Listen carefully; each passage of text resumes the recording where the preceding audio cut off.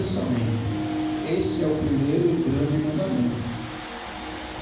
E, aleluia, glória a Deus.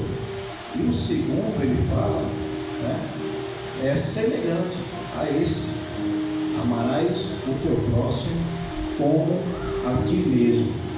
Aleluia, glória a Deus. Desses dois, ele fala aqui no 40, desses dois mandamentos dependem toda a lei e os profetas. Nós sabemos, irmãos, que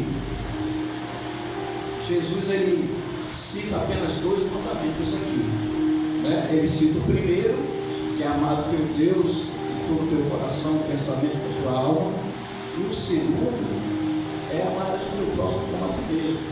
Ele usa esses dois mandamentos para mostrar que não é necessário você viver os 8 restantes.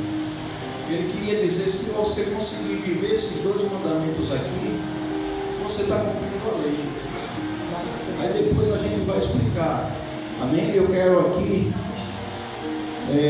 não sei se os irmãos entenderam que antes Jesus, ele foi confrontado, auxiliar Vinícius, pelos saduceus.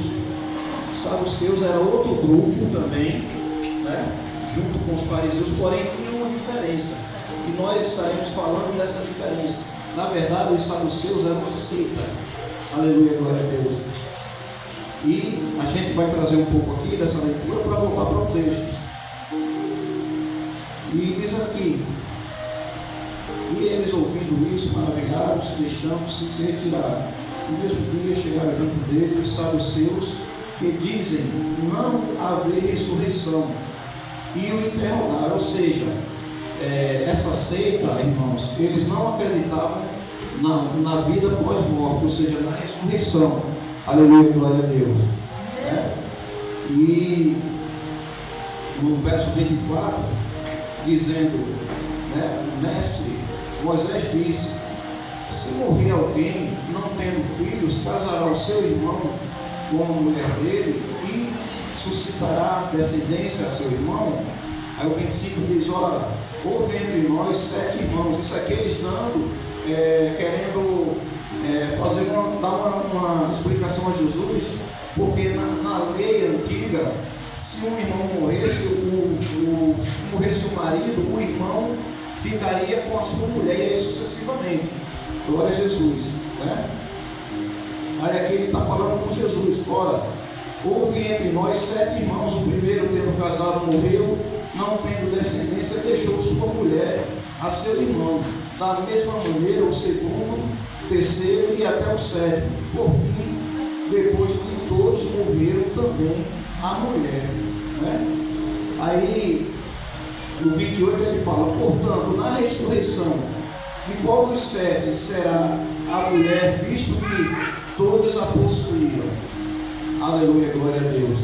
Aí Jesus responde aqui no 29, Jesus, porém, respondendo, disse: errais, não conhecendo as Escrituras, nem o poder de Deus, porque na ressurreição nem casam, nem se dão em casamento, mas serão como os anjos do céu.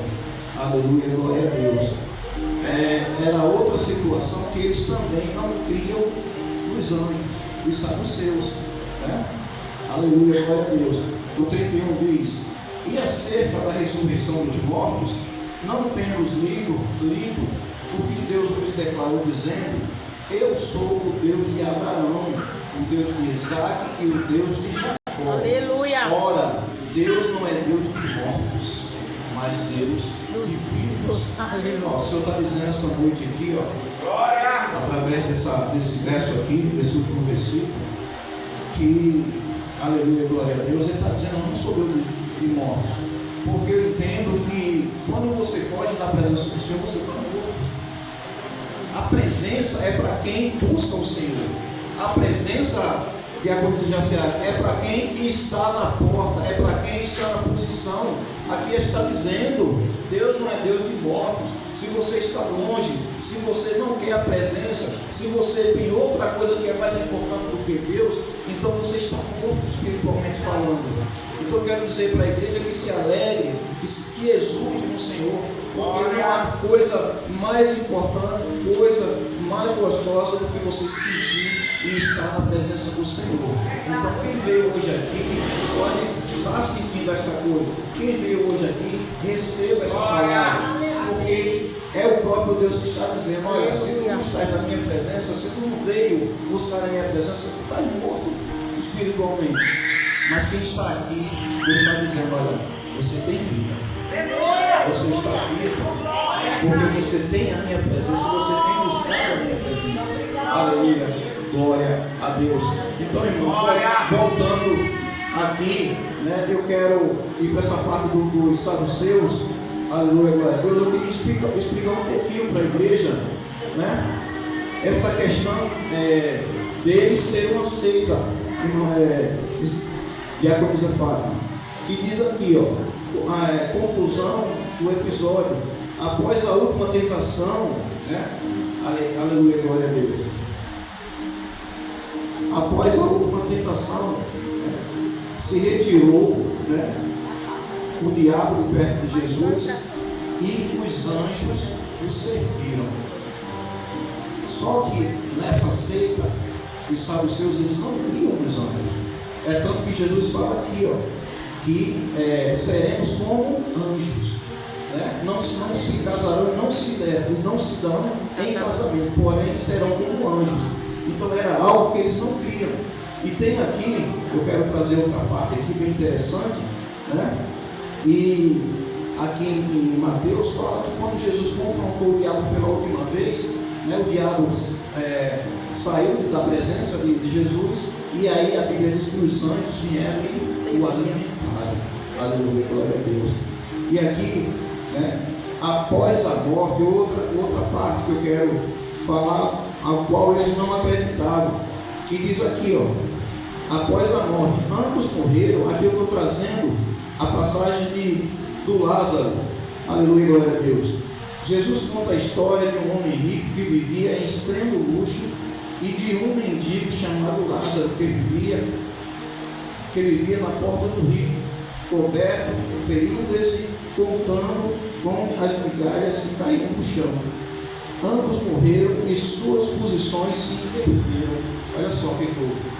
Enquanto o rico estava na terra, meu irmãozinho, ele tinha tudo. Ele tinha bens, ele tinha riqueza, mas lhe faltava uma coisa: lhe faltava a presença. Mas tudo que ele tinha, comparado à presença, não era nada.